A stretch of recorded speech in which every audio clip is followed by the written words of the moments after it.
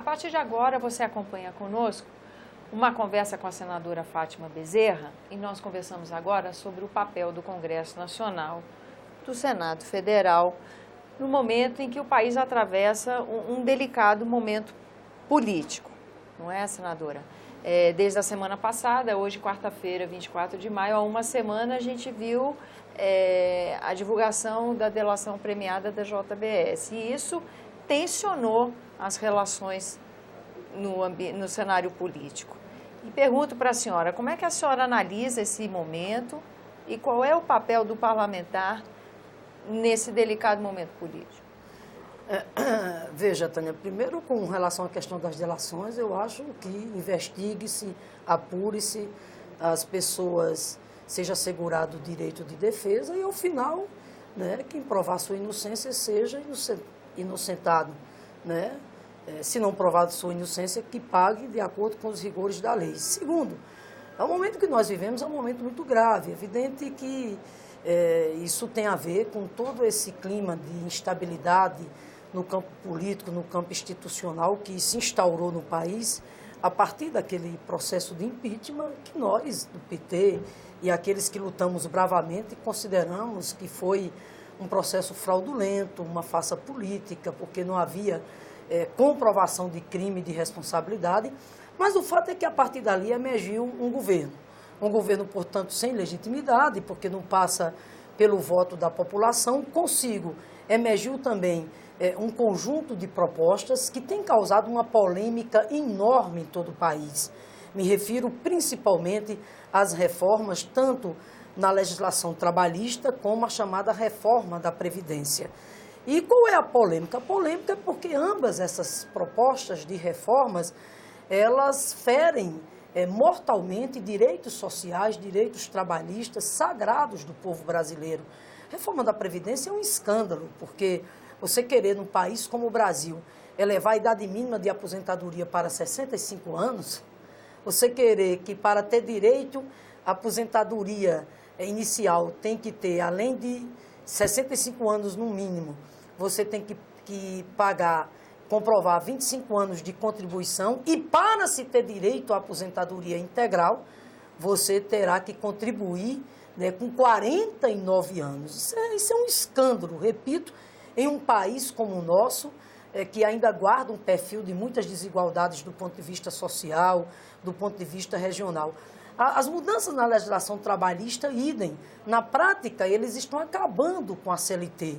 Naquilo que a CLT tem de mais sagrado, que é proteger o direito do trabalhador ao trabalho decente. E como é que ele acaba com isso, essa reforma, o projeto de lei da Câmara que está aqui? Porque ele faz várias mudanças, aliás, eles alteram a CLT em mais de 100 artigos e querem enfiar isso goela abaixo, né, sem o devido debate, o tempo necessário para fazer o debate. E veja, repito, projeto de lei 6787, que está aqui no Senado, que trata de mudanças na legislação trabalhista, na prática ele acaba com a legislação trabalhista quando ele faz várias mudanças e, a nosso ver, uma das mudanças mais drásticas, que é a fazer prevalecer o negociado sobre o legislado. Isso significa, na prática, que você vai deixar o trabalhador à mercê do patrão e, na prática, significa você permitir que, com essa norma, muitos direitos, mais de 200 direitos dos trabalhadores, possam ser retirados, seja pela via direta, seja pela via indireta. Outro, por exemplo, ataque à luta dos trabalhadores é quando eles trazem uma ruptura da sustentação financeira dos sindicatos.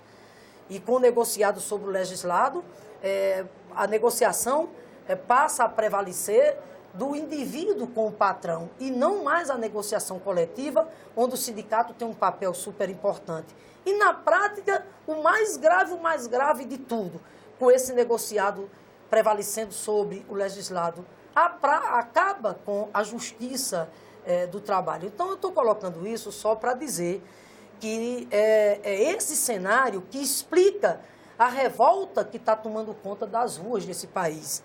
É esse cenário, essas reformas, a falta de legitimidade desse governo, um governo rejeitado por 96% da população, um governo que está sendo acusado, respondendo a acusações por atos de corrupção, por atos de improbidade administrativa. Então, veja bem, é esse cenário que está levando a esse sentimento de indignação que está tomando conta do país e que se expressou, por exemplo, nesta quarta-feira em Brasília, quando de uma das maiores manifestações de natureza popular que nós vivenciamos na história recente aqui da capital do Distrito Federal. Infelizmente, uma manifestação sufocada, imagine, pela própria polícia, né, que lá, ao invés de combater os mascarados, que devia conter os mascarados, que eram uma meia dúzia, no meio da multidão, que tomou conta das ruas de Brasília nesta última quarta-feira. Eu falo de multidão porque era algo acima de 60 mil pessoas, trabalhadores e trabalhadoras de todos os estados do Brasil, que vieram para cá para realizar uma manifestação pacífica, ordeira, legítima. Digo isso porque nós, senadores, lá estávamos, Tânia, em cima do caminhão, com eles, uma manifestação belíssima, está entendendo? Pacífica, pedindo a renúncia do Temer diante de toda essa crise, pedindo a realização das eleições diretas, pedindo a retirada dessas reformas, pelo quanto elas afetam os direitos dos trabalhadores e do povo brasileiro, e de uma hora para outra fomos surpreendidos com spray de pimenta, com bombas, foi uma praça de guerra, surpreendidos, ou seja, o spray de pimenta, as bombas, partindo evidentemente das forças policiais que lá estavam. Nós tivemos colegas nossa senadora que passou mal. E para completar, o presidente, na mesma quarta-feira, baixa um decreto, acionando as forças militares para pôr ordem no Brasil, né? E isso é mais do que lamentável, né? Isso é um gesto insensato e irresponsável, né? Senadora, quando a senhora fez a sua análise que colocou as reformas como um dos ingredientes que levam a essa insatisfação popular toda, a gente viu na manifestação da Esplanada a presença maciça dos sindicatos, né? Isso se deve à possível perda de força que virá a partir da reforma trabalhista dos sindicatos, o fim da contribuição obrigatória por parte do trabalhador, pode ser justificativa para a presença maciça dos sindicatos na Esplanada hoje? Veja, Tânia, não é só as mudanças na legislação trabalhista que têm merecido, né, o repúdio, né, do movimento sindical, do movimento popular em todo o país. É também a chamada reforma da Previdência, né, até porque é bom aqui lembrar, por dever de justiça, né, que os sindicatos têm feito já grandes mobilizações contra a reforma da Previdência. Mobilizações essas que, de certa maneira, têm surtido efeito, porque o governo foi obrigado, inclusive, a adiar o calendário de votação da própria reforma da Previdência, o que mostra a força do movimento popular, a força da sociedade quando ela está engajada. E os trabalhadores e trabalhadoras estão fazendo isso porque compreendem claramente que tanto a mudança na legislação trabalhista como a chamada reforma da Previdência, elas suprimem direitos sociais, direitos fundamentais do povo brasileiro. Direitos esses, Tânia, que custou muita luta, a minha geração e a sua, as gerações que nos antecederam, né, quando desembocou na Constituição de 1988, quando lá nós conseguimos na Constituição Cidadã os chamados direitos sociais, a seguridade social, que é o direito à previdência, o direito à saúde, o direito à assistência social, né? Quando, por exemplo, a própria CLT, Tânia, olha só que discurso mentiroso, enganoso do governo, fica dizendo que é preciso fazer uma mudança na legislação trabalhista porque ela está caduca.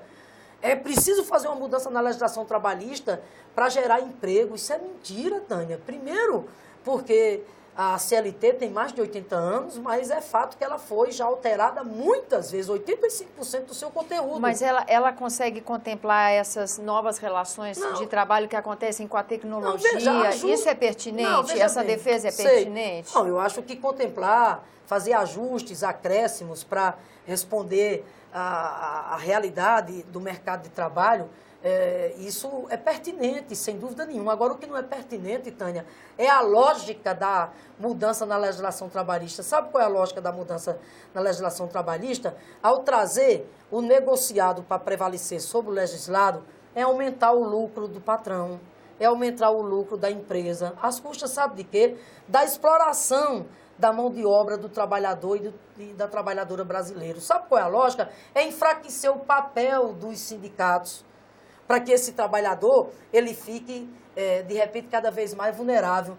E mais ainda em tempos como os tempos que nós estamos vivendo, de desemprego, dessa tragédia que são 14 milhões de desempregados no país. Você imagina o camarada desempregado, na hora que prevalece o negociado sobre o legislado, o patrão chega para ele, né, começa a colocar uma série de condições de rebaixamento da condição salarial dele, de submissão.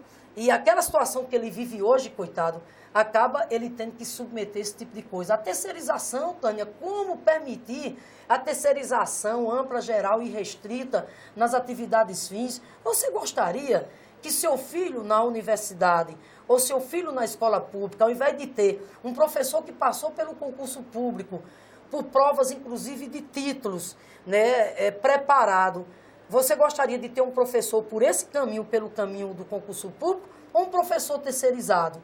Então, veja, é tudo muito sério, por isso que, veja bem, primeiro nós temos colocado que não se trata de que a gente não deve estar aberto para discutir reformas.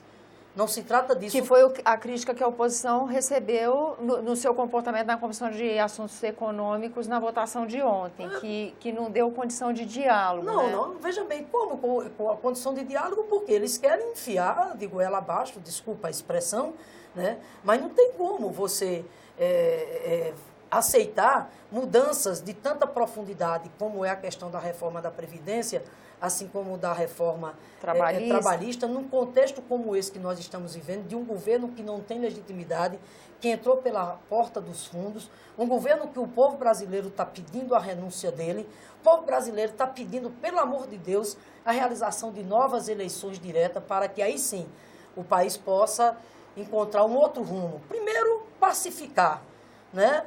Porque o voto popular, Tânia, traz aquilo que é a legitimidade.